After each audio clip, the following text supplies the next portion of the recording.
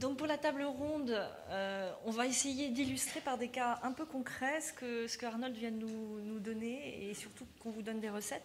Donc j'appelle sur scène Monsieur Badoual de Total Ventures,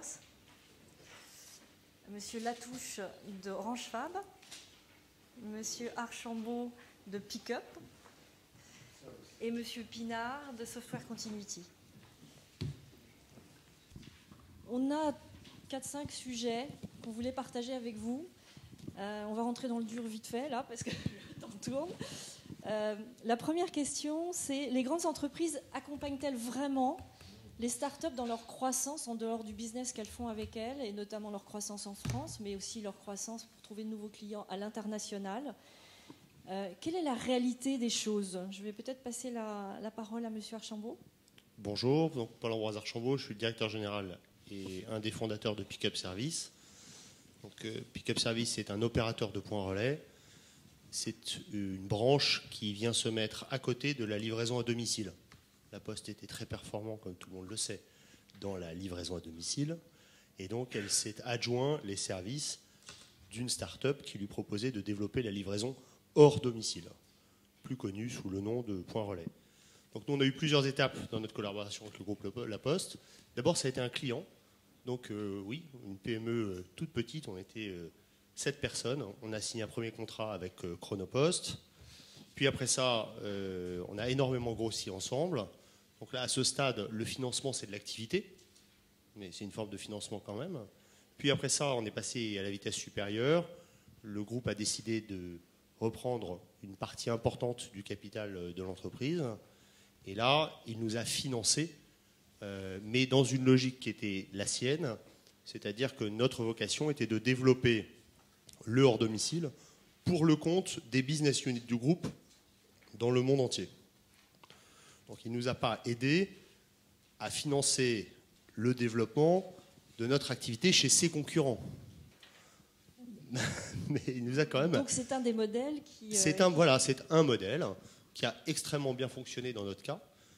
Et puis après ça, ils nous ont cultivé dans notre esprit de start-up en ne nous intégrant pas et en nous donnant des moyens financiers pour développer des idées que nous avions. Donc on a encore aujourd'hui avec le groupe une relation presque avec un investisseur financier. On vient avec des projets, on leur présente, et si ça leur plaît et qu'ils pensent que ça a du sens, eh bien ils y mettent de l'argent. Monsieur Badoual, Total, l'expérience, comment vous aidez les entreprises que vous accompagnez à se développer en dehors du business que vous faites chez vous? Quels fonds avez-vous? Bonjour à tous. Donc François Badoual, Total Energy Ventures, qui a investi dans des startups de façon minoritaire sur tout le spectre de l'énergie, de la mobilité, accompagne les entités innovantes, aussi bien technologiques que business, et ça pour les aider finalement à passer les 2 vallées de la mort classiques que sont l'industrialisation et le déploiement commercial. Et alors pour cela, on a au sein de notre structure qui est logée à la holding un certain nombre de relais dans les business units pour accompagner les projets et mettre en relation ces startups. On en a une vingtaine de par le monde et on a quelques exemples de collaborations réussies. Par exemple en Californie, Sunverge qui fournit des panneaux solaires connectés avec une batterie pour une résidence, avec un système connecté auprès du fournisseur d'électricité locale, a réussi à pouvoir vendre ou à mettre en relation le réseau commercial de SunPower, qui est la société californienne dans laquelle Total est présent. On a d'autres exemples où des applications ont pu avoir lieu directement chez nous grâce aux interactions qui ont pu être nouées entre les équipes de la start-up et celles de Total. En gros, l'idée avec les start-up, c'est comment pour un grand groupe qui est souvent vu comme un hippopotame, réussir à travailler avec des oiseaux, des entités plus fragiles, plus frêles, plus agiles, et réussir à travailler en symbiose. Et quand ça marche, c'est vrai que c'est super. Donc 2 exemples plutôt positifs. Alors, je tiens à préciser un truc, c'est que l'aventure avec la grande entreprise dure longtemps, puisque j'ai commencé à travailler avec le groupe La Poste comme fournisseur il y a 9 ans. En 2009, j'ai intégré le groupe et j'y suis resté 5 ans de plus, et je continue. Donc voilà, c'est vrai que c'est l'hippopotame et l'oiseau, mais en fait, l'oiseau, on le voit souvent sur l'hippopotame. Très bien. Un autre sujet qui revient quand même souvent dans les discussions, c'est l'intégration des startups dans les process des BU. En général, là, on découvre que dans les grands groupes, le travail en commun, la vitesse, on en parlait tout à l'heure, les processus des décisions sont souvent un peu lourds. Donc, encore une fois, quelles sont vos expériences dans ce domaine et les meilleures pratiques qui ont été mises en œuvre? Je ne sais pas, Pascal, tu veux en discuter parce que tu es un exemple aussi intéressant de ce sujet-là. Oui, tout à fait. Alors, Pascal Latouche, donc moi je suis directeur de l'Orange Fab France. C'est un accélérateur business avec un objectif principal. Il n'y en a pas 150 000, c'est le seul. C'est l'élaboration, la construction de partenariats commerciaux. Donc, on va intégrer les startups au sein de l'Orange Fab France, avec l'objectif finalement d'apporter à nos clients des solutions innovantes rapidement, puisque je ne fais pas le dessin par rapport à l'hyper-compétition que absolument tous les grands groupes peuvent vivre aujourd'hui. Et dans le même temps, finalement, on permet à la start-up d'accéder à nos bases clients, d'accéder à des marchés, puisque la croyance selon laquelle les start-up vivent d'argent est royalement fausse. Il vaut mieux avoir 1 million de clients qu'1 million d'euros. Parce qu'une fois qu'on a eu 1 million de clients, c'est assez facile d'avoir les dizaines de millions d'euros. Donc partant de là, c'est vrai que lorsqu'on a dit ça, il faut mettre en œuvre. Et là, effectivement, ce n'est pas un long fleuve tranquille. Je pense que ce que moi je retiens de l'expérience à date, puisqu'on arrive effectivement à transformer un certain nombre de cas avec un taux de transformation de plus de 50% en partenariats commerciaux. Je dis bien partenariats commerciaux, ce ne sont pas des rapports clients-fournisseurs. Ce que moi je retiens finalement, c'est un mot, le mot alignement. C'est-à-dire que finalement, avant l'entrée, il convient de se poser un certain nombre de questions quant au niveau de maturité de la start-up et ce qu'elle dit attendre ou ce qu'elle peut attendre. Et c'est pareil, cette analyse doit être aussi faite du côté de la business unit. Qu'est-ce que la business unit est capable finalement d'intégrer entre ce qu'elle dit et la réalité des choses? C'est-à-dire qu'une business unit qui me dit qu'elle est intéressée par telle ou telle solution, pour être très clair, c'est pas très important pour moi. Il faut qu'elle m'explique pourquoi elle est intéressée, sous quel délai, pour quel objectif. Une fois qu'on a posé cet alignement-là, dans toute la construction de cette relation, il s'agira de veiller à ce que les deux acteurs restent alignés par rapport à des objectifs qui sont assumés de part et d'autre. Donc c'est un travail de fourmi, j'aime bien prendre cette comparaison, c'est un travail presque de prêtre marieur, au sens où finalement on peut avoir l'intention de se marier, mais entre l'instant où finalement on est à l'entrée de l'église, on a l'intention de se marier, et l'instant où on arrive à l'hôtel et on dit oui, finalement, il va s'écouler un certain temps où on doit se projeter dans une maison commune. Seul, ça va. Lorsqu'on se projette dans une maison commune, forcément, il y a des compromis à faire si on a vraiment envie de signer finalement ce mariage. Donc c'est un effort de tous les instants, d'alignement, de traduction aussi, parce que clairement, une business unit dit A, les startups l'interprètent comme du B. J'ai eu encore l'exemple cet après-midi où j'écoutais une BU et une startup, et la startup, finalement, elle n'a pas compris. Donc il a fallu jouer des traductions là-dessus, et de part et d'autre d'ailleurs. Et finalement, on est sans cesse dans la construction d'une relation qui consiste à mettre en valeur les assets positifs de chacun des deux protagonistes pour arriver à une solution qui finalement permet à chacun de se dire oui, je suis dans une relation et je suis capable, effectivement, dans le cadre de cette relation, d'en tirer un profit. Et je rebondis sur ce que disaient l'un de mes collègues tout à l'heure. Le grand intérêt, finalement, à réussir pour une start-up à capter, finalement, un grand groupe, c'est que les grands groupes, n'aimant pas trop prendre énormément de risques, généralement, ils ne multiplient pas les partenaires. Donc, ça veut dire que lorsqu'ils pensent avoir trouvé une start-up dans un domaine donné qui est capable, effectivement, d'apporter une palette de services, ça veut dire que ça s'inscrit sur la durée et dans la fidélité. Donc, c'est un mariage qui, sauf cas de coup dur, généralement, ne conduit pas au divorce, ce qui est plutôt pas mal. Thierry, un commentaire par rapport aux expériences de travail, de partenariat avec des grands groupes? Si on parle, par exemple, des achats, ce qui est important, c'est la façon dont on va se présenter. En tant que PME, start-up, ce qui est très important, c'est le qualificatif innovante. Les directions des achats peuvent être un point de blocage pour ces petites entreprises, mais si on se présente comme PME innovante, start-up innovante, qualifiée JEI, on va changer de paradigme dans ces directions et des portes vont s'ouvrir. C'est pas là, bien sûr, qu'on va trouver des projets, c'est par là qu'il faudra commencer, parce que les achats n'ouvriront les portes dès lors que la PME ou la start-up innovante viendra sous le bras avec son projet.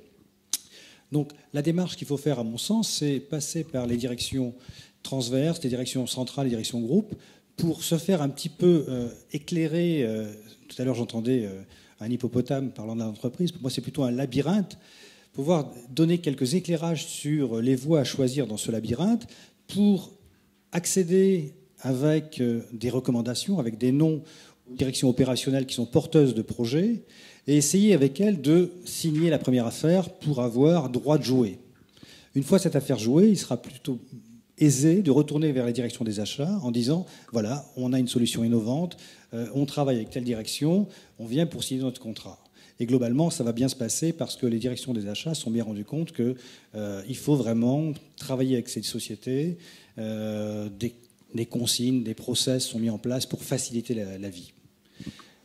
Juste un petit point. Ensuite, il faut viser la généralisation, c'est-à-dire le déploiement. Donc, retourner voir ces directions opérationnelles pour justifier de son existence dans le groupe, pour se refaire expliquer, porter son projet, signer si possible un contrat cadre et retourner vers la direction opérationnelle pour déployer. Le modèle en M, on monte à la direction centrale, on descend aux opérationnels, on remonte à la direction centrale et on déploie. Qu'est-ce qui se passe justement au niveau contractuel et achat dans vos groupes Total et Orange en ce moment? Est-ce que ça évolue justement ce point de cristallisation, on va dire, de départ de problématiques? Au niveau des achats, c'est comment dire, moi j'ai été extrêmement agréablement surpris de l'évolution des achats. En travaillant dans certaines business units à l'époque, les achats pour moi c'était grosso modo les gars qui disaient toujours non. Voilà, ou qui trouvaient toujours meilleure solution à côté, etc., etc. Là, depuis environ 2 ans qu'on a lancé l'Orange Fab France, je constate avec vraiment beaucoup de plaisir qu'il y a une vraie mutation au sens où les achats aujourd'hui sont très très fortement en support finalement de la démarche. Et effectivement, parce qu'ils perçoivent, et je reprends le terme de mon collègue, lorsqu'on leur présente une solution, une start-up innovante quelque part, ça devient une raison suffisante pour accompagner la démarche par rapport à un vrai besoin qu'il peut y avoir au niveau des roadmaps opérationnels. Donc partant de là, pour moi, la situation au niveau des achats a évolué très très favorablement. Et d'ici à début 2016, ça c'est des infos encore un peu confidentielles puisque j'en ai discuté avec quelques collègues des achats, il va y avoir un certain nombre d'annonces qui devraient, en tout cas côté Orange, faire très très plaisir aux startups parce qu'on veut y aller au-delà des partenariats commerciaux. Il y a toute une dimension au niveau des achats dans le cadre de relations clients-fournisseurs qui va être mise en place dans les 6 mois qui viennent. Oui, tout à fait d'accord avec mon collègue. Il y a une révolution qui s'opère dans les services achats qui s'imprègne petit à petit de la culture innovation. Il y a des démarches transverses qui existent au sein du groupe et qui utilisent un certain nombre de pratiques. Innover, tout le monde peut innover et c'est aussi une fierté aujourd'hui pour chacun dans un grand groupe d'apporter sa pierre et de tester des choses nouvelles. On peut voir l'innovation de l'extérieur, on peut essayer aussi d'interagir. Et ça commence, par exemple, au marketing services chez Total, dans la distribution de produits pétroliers ou des nouveaux services. On peut tester, il y a un modèle de contrat que certains juristes et que l'équipe innovation a pu préparer, qui est quelque chose de plus simple, quelque chose qui est adapté aux startups et qui ne comporte pas forcément le bottin des clauses et conditions particulières classiques que l'on impose à nos fournisseurs dans des processus de sélection qui visent avant tout à minimiser les risques lorsqu'il s'agit d'achats classiques. Donc l'innovation est possible avec les achats. L'innovation est possible en sachant que ce n'est pas facile pour ces startups d'entrer en contact avec les bons interlocuteurs. Et ça peut être un parcours du combattant, on parlait de labyrinthe. Et c'est là aussi où, avec le venture, on a la possibilité de vivre avec une start-up parce qu'on prend une participation minoritaire. On n'est pas à ce moment-là dans une logique prédatrice. On essaye de l'accompagner, et cet accompagnement peut être avec ce qu'on appelle chez nous des Technology Transfer Managers, c'est-à-dire des personnes qui se dédient, un peu comme chez vous pour les fabs, à faire ces liens, ces allers-retours constants entre... chacun essaie de trouver les solutions et c'est adapté aux différentes entreprises, mais il y a de plus en plus besoin de facilitateurs, de personnes qui lient les startups et les entités. Donc on voit effectivement, je rebondis sur ce que vous venez de dire, de plus en plus de grandes entreprises qui développent des venture capital pour intégrer des startups. Ce qu'on voit aussi, et ça c'est l'histoire, c'est les startups qui ont à un moment donné été intégrées ou ont fait un partenariat avec les grands groupes. À un moment donné, elles sont aspirées en termes de besoins et de production par la demande des grands groupes. Et à ce moment-là se pose le problème du financement parce que pour produire plus, pour se développer, elles ont besoin de se financer et elles n'ont pas toujours bien anticipé cette problématique-là. Est-ce que c'est aujourd'hui, est-ce que ça s'améliore? Est-ce que vous avez des modèles qui permettent de faire avancer ce sujet-là, c'est-à-dire le financement des entreprises qui sont effectivement aspirées par des grands groupes, mais qui à un moment donné sont devant des choix cornéliens? Alors pour notre part, en fait, tout va ensemble, hein, tout est un projet. À partir du moment où on a passé le test and learn et qu'on voit que oui, on va y aller ensemble, il y a une étude de marché, c'est quoi notre potentiel ensemble, où est-ce qu'on va? Et évidemment que la grande entreprise qui, elle, a une marque à ce stade-là, donc finalement, on en est passé à une phase où c'est elle qui commence à prendre plus de risques que vous. Hein, elle a une marque, une renommée, des clients, donc elle se soucie évidemment de savoir si son partenaire va tenir la marée dans cette affaire. Donc la question du financement arrive évidemment là. Et quand on en est déjà là, la question de l'argent n'est plus vraiment un problème. Hein, on a un client, il veut juste grossir, on cherche de l'argent, eh bien c'est le moment où la grande entreprise fait un pas de plus en disant bon, écoute, tu sais quoi, je vais prendre une plus grosse partie chez toi. Ou bien quand on va voir son banquier avec son camarade de chez Total ou de la Poste, tout d'un coup, il répond au téléphone, il devient charmant. Une nouvelle vie commence. J'ai l'impression que c'est pas toujours quand même cette histoire-là qui se passe. Pascal, un commentaire? Oui, moi je reconnais assez certaines situations de ce genre. Hein. Alors primo, moi les expériences que j'ai aujourd'hui, c'est que dès lors que on sent qu'il va y avoir quelque part que le partenariat va pouvoir se concrétiser, on se repose avec la start-up la question de sa surface financière, de sa capacité financière déjà pour assurer ne serait-ce que le premier contrat. Ça, je me souviendrai quasiment toute ma vie. Le tout premier contrat d'une start-up dans le cadre de l'Orange Fab France, où grosso modo, on s'est rendu compte que dans les 3 mois qui allaient suivre, la start-up devrait passer de 5 à 10 salariés. Pour faire court. Donc il fallait immédiatement finalement mettre en place carrément un plan hors sec pour y veiller quelque part. Au-delà de ça, pour assurer la demande moyen-long terme ou le besoin moyen-long terme au niveau financier, et ça rejoint un peu la première question que vous avez posée, aujourd'hui, Orange Fab France ne vit pas tout seul. Orange Fab France fait partie d'un réseau d'Orange Fabs, que ce soit à la Silicon, que ce soit à Tokyo, Séoul, Taipei, la Côte d'Ivoire, etc. Et au-delà de ça, on a la chance d'avoir une boîte qui finalement, comme la plupart des grands groupes du CAC 40, a une dimension globale. On est à la fois local, français, et puis on a une représentation internationale. Sans être trop cash, je vous dirais que toutes ces représentations, que ce soit Orange Fabs, que ce soit les équipes Orange dans les autres pays, deviennent pour nous des plateformes d'attaque du marché, donc des sous-sous supplémentaires pour les startups, mais deviennent aussi des plateformes de contact vis-à-vis des investisseurs étrangers qui peut-être parfois sont plus... mettre la main à la poche un peu plus facilement que des investisseurs en France, on va le dire de cette façon-là. Par exemple, là, en octobre, on envoie 3 startups de la saison 3 à Tokyo pendant une semaine, aux frais de l'Orange Fab France, bien évidemment. Et ces 3 startups vont rencontrer quasiment 100% des investisseurs japonais, chose qu'elle ne serait pas capable de capter, parce qu'une petite start-up qui veut capter 100% des investisseurs japonais, ça ne le fait pas. C'est Orange qui organise. Par conséquent, les investisseurs seront au rendez-vous et c'est des opportunités de contact là-dessus. Donc c'est une façon pour nous finalement, et je rejoins ce propos avec d'autres termes, de dire dès l'instant où on a choisi finalement, pour reprendre encore cette métaphore de monsieur, madame, le mariage est fait finalement pour le meilleur et pour le pire et en essayant d'être toujours heureux. Donc si finalement l'un des deux est en danger, l'autre part à la rescousse parce que c'est finalement la pérennité de ce mariage qui est important. On va conclure sur ce mariage.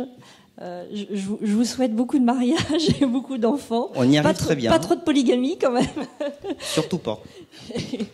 Et je vous remercie tous les quatre de votre participation. Merci.